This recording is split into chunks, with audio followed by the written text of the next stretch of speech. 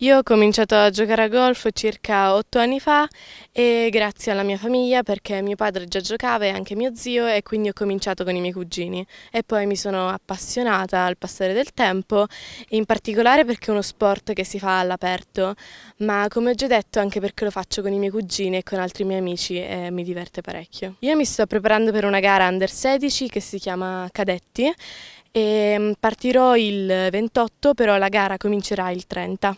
Il mio maestro si chiama Giuseppe Marra e il mio allenamento è composto principalmente, diciamo, con lui alleno il gioco lungo, che sarebbe lo swing, e però ovviamente è importantissimo anche il gioco corto, quindi il putt e gli approcci. Divido il mio allenamento quindi in queste tre parti, che devo allenare però tutte in modo frequente e costante. Allora, io 2 volte alla settimana c'è il cosiddetto club dei giovani con tutti i miei amici che giochiamo a golf e ci sono due maestri e ci guardano tutti insieme, diciamo.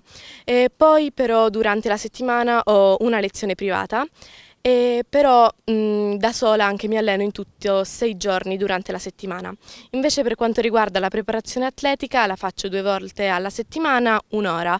E ovviamente il golf, non essendo uno sport molto, diciamo, pratico di movimento, bisogna mantenere anche la forma fisica.